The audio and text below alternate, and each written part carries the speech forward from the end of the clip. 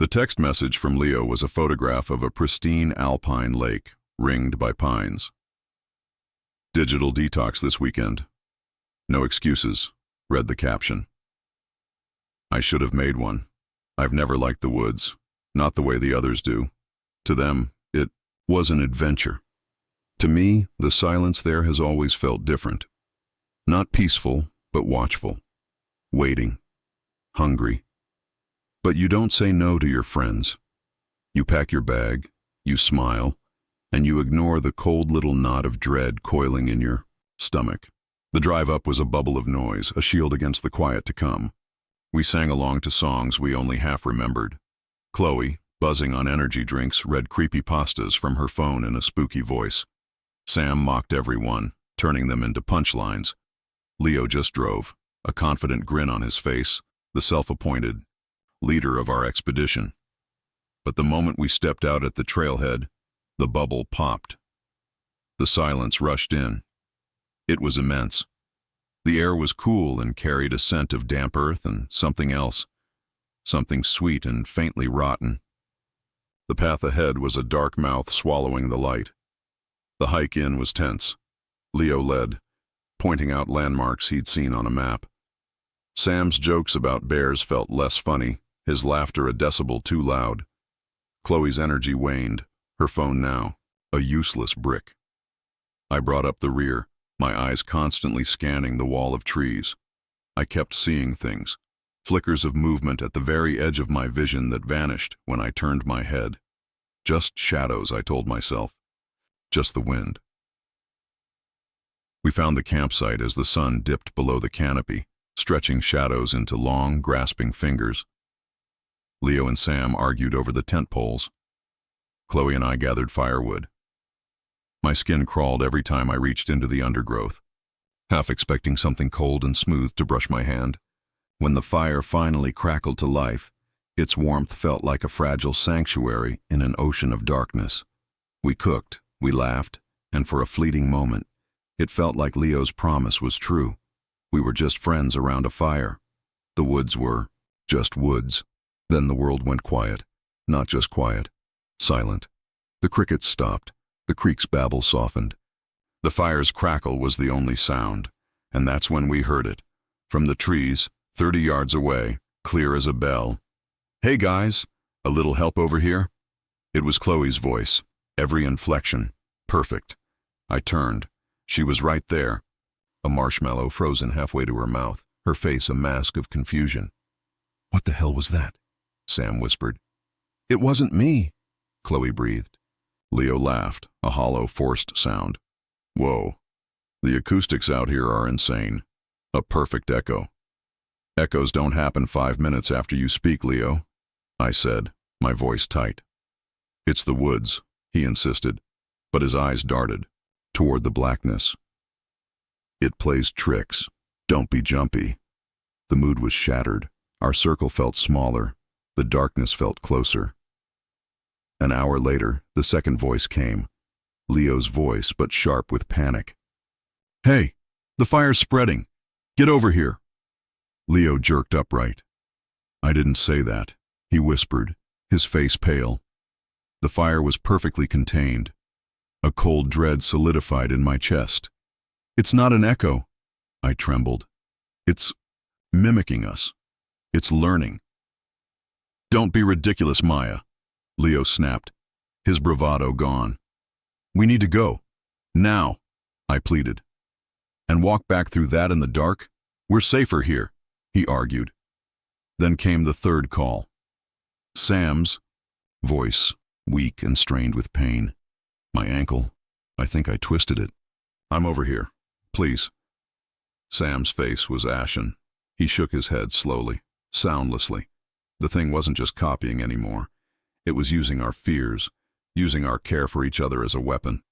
That broke Chloe. She shot to her feet, tears cutting through the dirt on her cheeks. She screamed into the blackness, her voice cracking. "Who are you? What do you want?" The response was immediate, and it was the most terrifying thing I have ever experienced. It was my voice. It came from just behind a gnarled oak at the firelight's edge, a perfect imitation of my own fear. "Chloe, I'm scared. I'm over here. Please don't leave me. Please." I couldn't speak. I lunged, grabbing her arm, my fingers digging into her jacket.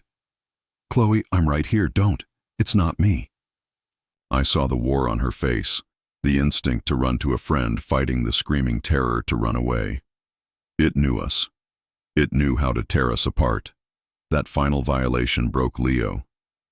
With a strangled cry, he snatched the flashlight, swung the beam toward Iki, the tree. The light stabbed into the darkness, illuminating trunks and leaves. It swept across the oak, stopped, jerked back. There, half hidden behind the trunk, stood a figure. It was tall, unnaturally thin, its limbs too long. Its skin was pale gray like a mushroom never touched by sun. It stood perfectly, utterly still. Its head was cocked to one side at an impossible angle. And it had no face, no eyes, no nose, no mouth. Just a smooth, blank, featureless expanse of flesh. As the light hit it, the thing's head slowly, mechanically, tilted to the other side, and a sound came from it, a dry, rustling, multi-layered whisper, a chorus of our stolen voices woven into words that bypassed our ears and seared into our brains. "Stay with us." We didn't scream. There was no air, only flight. Pure instinct took over. We ran. We abandoned everything. The tent, our bags, the dying fire. We crashed through the undergrowth, branches whipping our faces, tearing our clothes. We didn't care about the noise. We were the noise. And the woods answered. Behind us, the forest erupted. To our left, Leo's voice shouted, "This way!" To our right, Sam's voice sobbed, "I can't keep up!" From behind, Chloe's voice shrieked, "It's touching me!" A horrifying symphony of our own terror, designed to split us up. I focused only on Leo's crashing footsteps and ran until my lungs burned. Bursting onto the gravel road was like breaking the surface after drowning. We fell against the car, gasping, sobbing, shaking. We fumbled with the locks, fell into the seats. Leo didn't wait for the doors to close before he slammed the accelerator. The tires spun, then caught, and we shot forward. For miles, no one spoke. Just ragged breaths and the swish of the wipers. I stared out the back window, watching the road disappear into the darkness. I pressed my forehead against the cold glass and let myself believe for one precious moment that it was over. But it's not over.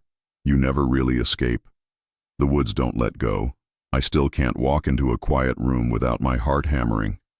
I need to see the person speaking, see their lips move, to be sure the voice is theirs. I jump at the sound of my own name, because the worst part wasn't the faceless thing we saw. It was the thing we heard. It didn't just mimic. It understood. It knew our fears, our loyalties, our weaknesses.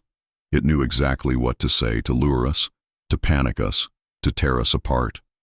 And sometimes, in the dead of night, when the world is still and silent, I can't shake the feeling that it's still out there, listening, learning new voices, waiting for us to come back, or waiting to be invited in.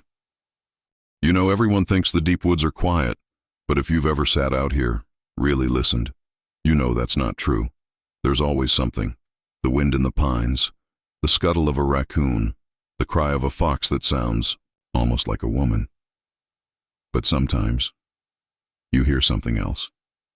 Something that doesn't belong. I knew a guy, my friend Mark. Good guy. An experienced backpacker. The kind of guy who could read a topo map like it was the morning paper. He decided to do a solo trek through the White Mountains in New Hampshire. It's beautiful country, but it's old, it's steep. And the weather, it can turn on a dime. He was 2 days into his trip, making good time, feeling that good tired you get from fresh air and miles under your boots. He set up camp near a stream just like this one. Did everything right. Hung his food bag high, away from his tent. He was just drifting off to sleep when he heard it. Crunch, crunch, crunch. The slow, deliberate sound of footsteps, heavy, something big, walking a slow circle around his tent. His blood went cold. Bear. It had to be a bear. He stayed dead still, barely breathing. He had his bear spray clutched in his hand, listening as it circled once, twice, and then the footsteps just stopped. Right outside his tent flap. He told me he could smell it then. A foul, musky odor, like wet fur and old meat. He lay there all night, wide awake until the sun finally came up. When he got the courage to unzip his tent, he saw them, right there in the soft mud, footprints. But they weren't bear prints. They were human-shaped, bare feet. But they were huge and too long. The stride between them was immense, like whatever made them had taken massive, deliberate steps. He packed, up faster than he ever had in his life, and got out of there. He tried to rationalize it. Maybe a hiker with weird feet playing a prank. But who would be out there, barefoot, in the middle of the night, in the freezing cold? He hiked all day, pushing hard, trying to put distance between himself and that campsite. But that feeling, the feeling of being watched, it never left him. That night, he made camp on a high ridge, hoping whatever it was wouldn't follow. He built a big fire and stayed close to it. The woods were dead silent. No wind. No animals. Nothing. And then, from the trees down below his ridge, a voice called out, "Hello? Help me." It was a man's voice. It sounded scared, desperate. Mark's first instinct was to call back. Someone was in trouble. But something held. His tongue, a cold prickle on his neck. The voice called out again, "I'm hurt. I can't find my way. Please help me." It was closer this time, much closer. Mark stood up, peering into the blackness beyond his fire. He shouted, "Who's out there?" The voice called back instantly, but it was different now. It was flatter, almost mocking. "Who's out there?" It repeated back to him, in a perfect imitation of his own voice. Then it started to laugh. A low, guttural chuckle that didn't sound human at all. Mark said he's never known terror like that. He threw every piece of wood he had on the fire, creating a bonfire that lit up the whole ridge. He stood with his back to the flames, holding a knife in one hand and his bear spray in the other, staring into the eyes of the darkness. The voice didn't call again, but he heard it, the same heavy footsteps from the night before. Crunch, crunch, crunch, circling his ring of light, just beyond the tree line. All night long. At first light, he ran. He abandoned his pack, his tent, everything. He just ran downhill, following the water, until he stumbled onto a trail and finally a road, where a ranger picked him up. He was half frozen, dehydrated, and babbling. The rangers listened. They didn't laugh. They just got very quiet. When Mark calmed down, one of the older rangers took him aside. He said, "Son, you're not the first. We get a report like this every few years. Hikers, hunters, they hear things. They see the tracks." He called it the wood devil. A thing that mimics, a thing that lures. No one knows what it is, a lost spirit, something else, but the advice is always the same. If you're ever alone in these woods and you hear a voice calling for help, especially if it sounds familiar, you don't answer it. You just keep your fire high, and you wait for the sun. Let the fire crackle loudly for a moment before you continue, looking around at your audience. So, if you hear anything tonight, any footsteps, any voice calling your name, just remember, it's probably just the wind. Probably. Evening, folks. Beautiful night for it. I see you've got a good fire going. That's smart. Always keep a good fire. My name's Ben Evans. I've been a park ranger in this stretch of wilderness for going on 27 years now. Most folks who come out here, they see the postcard views, the nice streams, the big old trees, and they forget something fundamental. This place, it isn't a park, it's not a playground. It's wilderness, ancient, deep, and it operates by its own set of rules. The most important rule you can ever learn: the wilderness doesn't care about you. Not one bit. Most of my job is the usual. Lost hikers who wandered off a marked trail for a better picture. Sprained ankles. Educating well-meaning folks on why you absolutely do not feed the bears. No, matter how cute they look. But sometimes you get a case. One that gets under your skin, works its way into your bones, and changes the way you look at every shadow between these trees. It makes the familiar become strange, and the peaceful become watchful. This particular case was about 5 summers back. Late August. The air was starting to get that crisp edge at night. We got a call over the radio mid-afternoon. A group of 3 teenagers, 2 boys, a girl, all from the city, hadn't come back from a scheduled overnight on the Black Ridge.